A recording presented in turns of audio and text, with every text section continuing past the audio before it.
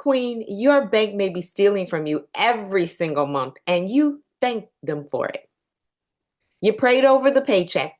You never questioned where you deposited it. And that one decision could be costing you hundreds, even thousands of dollars. Today, I'm going to show you how to stop the leak. Now, Queen, can I ask you something? When was the last time your bank paid you? No, really. You check your balances. We pray over bills. We thank God for provision, but we never ask one question. Is my bank helping me build wealth or quietly draining it? Here's what shocked me. I discovered women who faithfully tithe, faithfully budget, faithfully work, were still losing hundreds every year.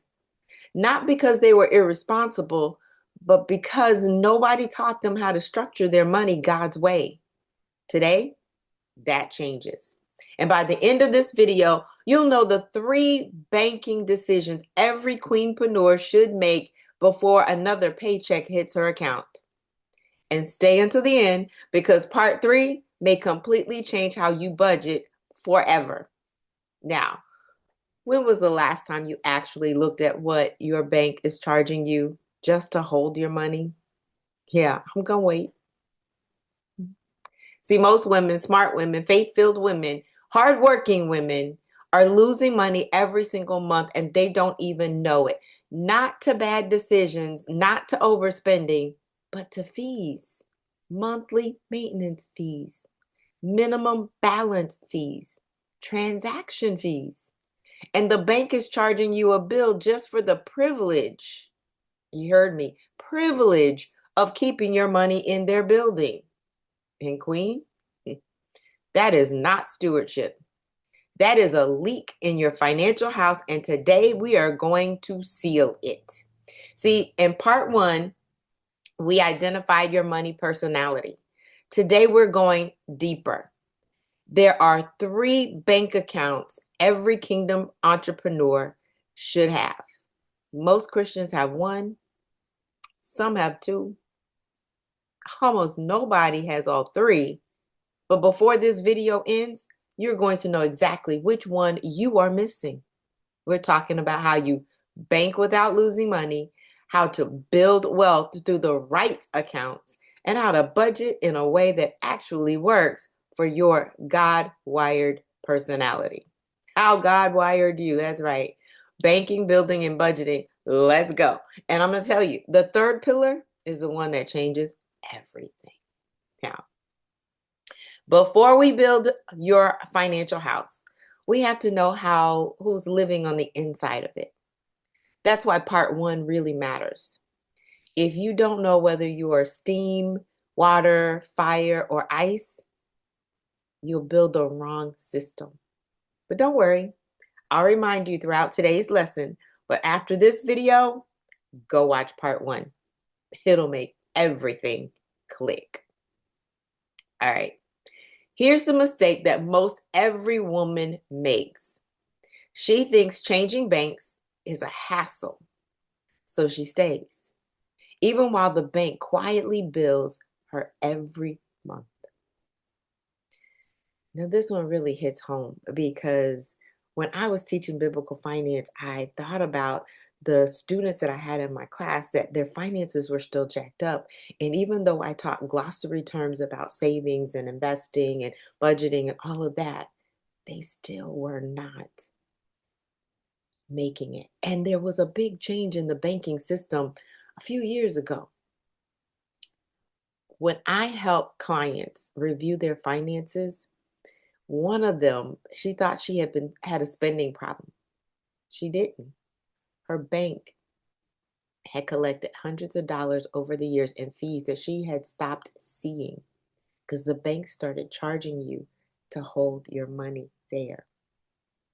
See, she was faithfully managing everything except the leak that she never noticed. So the first pillar is bank. And I'm going to start here because this is the one that nobody talks about in faith circles. And honestly, not even in the secular side. It is costing you real money. But that is not the biggest mistake. But let's start here. Your bank should not be charging you a monthly fee to hold your money. Full stop. Okay? Now, let me say that one again. The institution that is holding your hard-earned, God-provided income should not be sending you a bill every single month for the privilege. That is backwards. That is a fee on your obedience. See, a lot of women are at banks that they've been there since they were teenagers. They signed up because mama did. Okay, she banked there and it was convenient. All right, and they got a free gift possibly when they open the account. You know, that toaster that you get. And now years later, they are paying $8, $12, $15 a month in maintenance fees. And they have stopped even noticing it. Let me just say, if it's $10 a month, that's $120 a year that you could put on another bill or actually even buy a massage or something for yourself. So here's what I want you to do this week. Log into your bank account and pull up the last 3 months of statements. Look for any line that says monthly service fee, maintenance fee, minimum balance fee, or transaction fee, and add them up. Then I want you to multiply that number by 12. That is what your bank is charging you annually just to exist. Okay, I get passionate when it comes to finances, especially for us as believers. Now, here's the standard that I want you to hold. Your checking account should have no monthly fees, no minimum balance requirements, and no per transaction charges. Now, there are those that are available. So that's period there. We're going to do that. No monthly fees, no minimum balance requirements, and no per transaction charges. They're credit unions, they're online banks that offer exactly this, and they are FDIC insured. All right, just like the big banks. So you want to make sure. Now, if you want something local, because I know my mom in her generation, I'm a little older, they wanted to be able to go get money out. We are moving to cashless now, but if you still want to have a local bank, I'd say a credit union, but make sure that if there is a minimum requirement to avoid those fees, that you meet that minimum requirement first. See, your current bank, if it does not meet the standards, it's time to have a breakup conversation, right? See, your money is a resource that God entrusted to you. Do not pay someone else to hold what he gave you.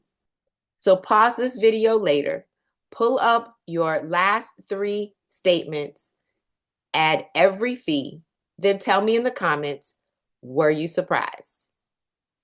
And that's just the smallest leak. The next mistake costs people far more than maintenance fees. So let's dive in.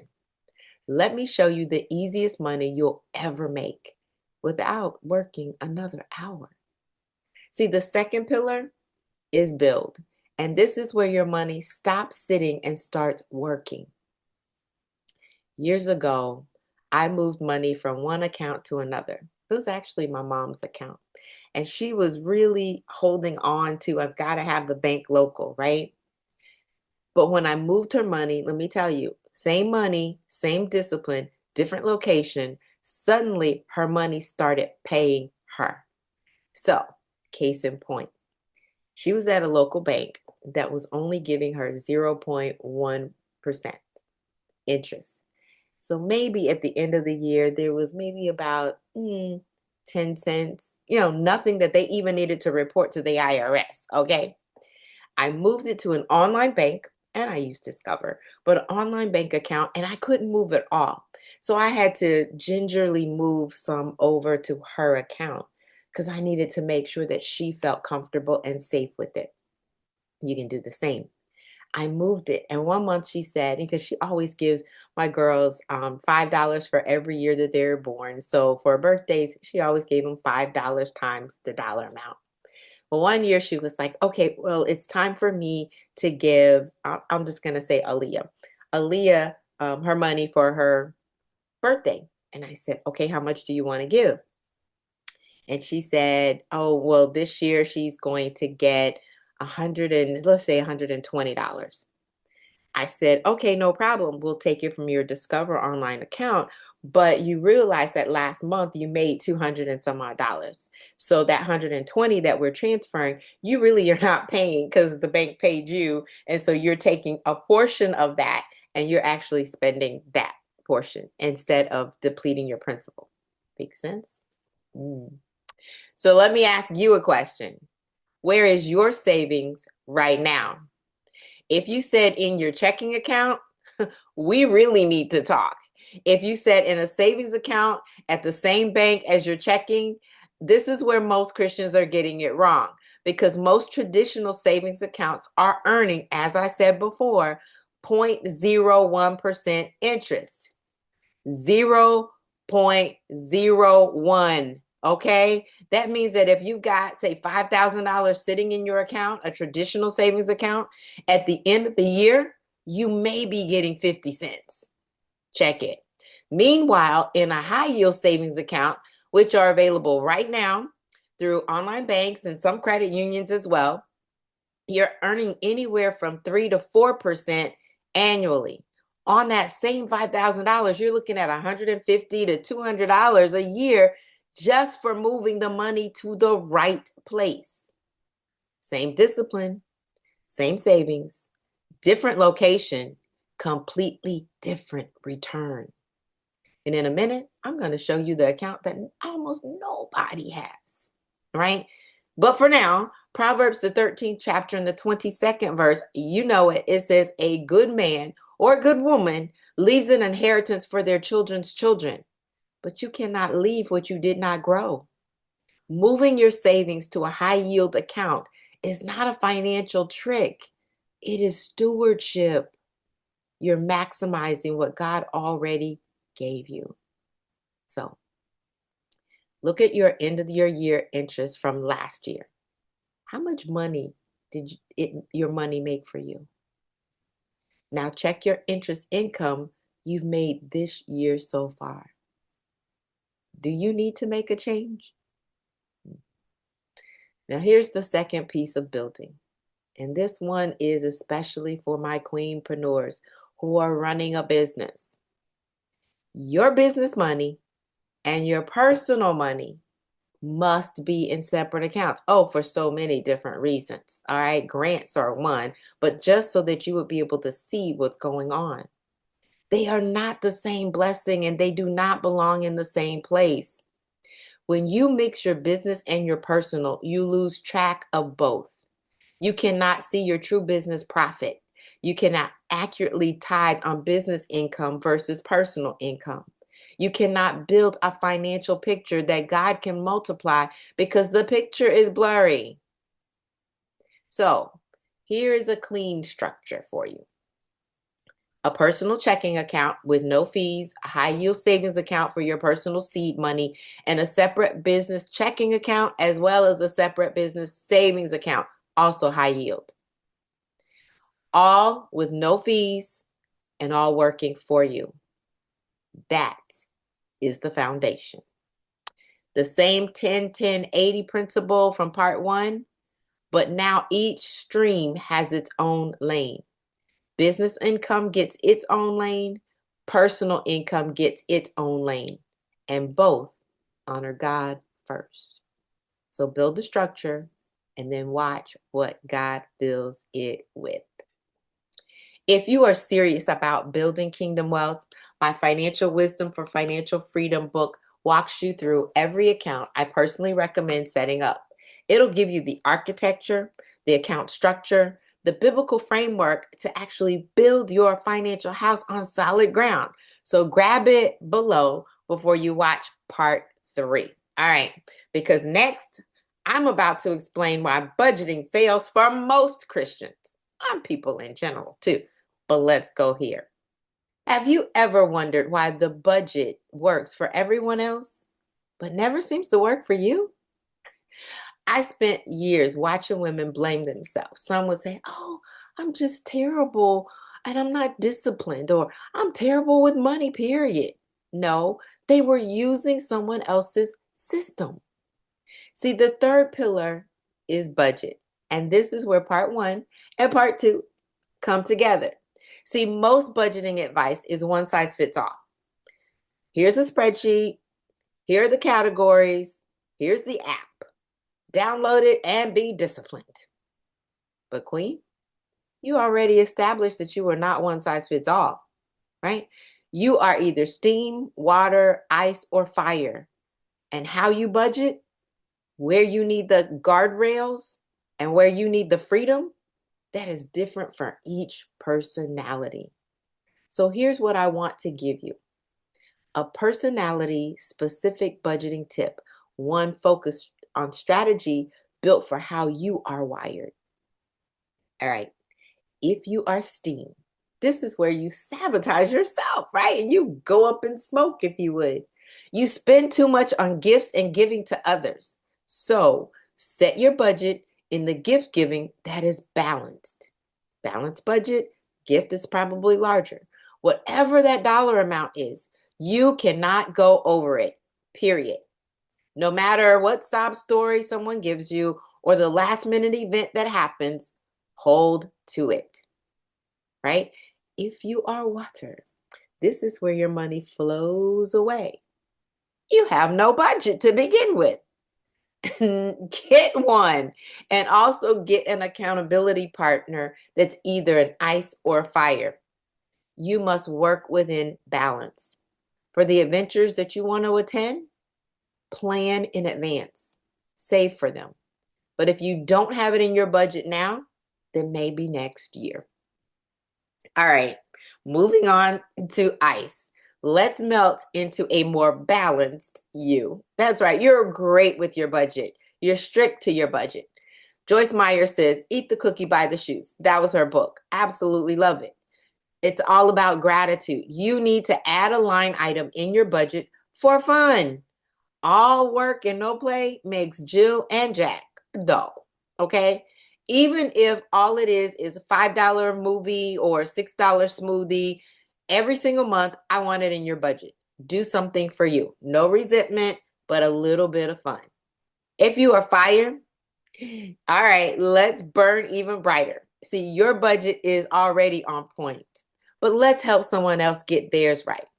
For you, I want you to check your investment moves and your diversification strategy. This can be worked into your budget monthly so that you maximize your portfolio. All right. See, a budget is not a punishment. A budget is a plan. And in Proverbs, the 21st chapter in the 5th verse, it says that the plans of the diligent lead to profit, but everyone who is hasty comes only to poverty. That's not us. A budget built on who you actually are, that is a plan you will keep. That is a plan God can honor. So know your personality, build your structure, budget with intention. That is how you steward what God gave you. And then tell me your personality below. All right. Imagine 6 months from today. No surprise fees. Money earning money. Every dollar has an assignment. Peace replaces panic. That's biblical stewardship. Now, next week, I'm going to show you something almost nobody in the Christian finance area is teaching. It's how to use AI to strengthen your stewardship instead of replacing your wisdom or even compromising your values. So trust me, you don't want to miss that one. All right. If today's video exposed a leak in your financial house, don't stop with awareness. Build the whole foundation. My Financial Wisdom for Financial Freedom book walks you step by step through the exact banking structure, budgeting system, and biblical money framework I teach my coaching clients, as well as present for other churches and women's organizations. The link is below. Start building your financial house today. I'm Dr. Chonta Haynes. I'm your destiny designer, also known as your biblical money management expert, and I'm here to help you put feet to your faith so that you can walk victoriously. Now, this series, Biblical Finance, Money Management God's Way, was built for you, Queenpreneur, as well as Kingdompreneur. Share this with someone who is ready to stop leaking money and start building legacy. I'll see you in part 3. Now go walk in it.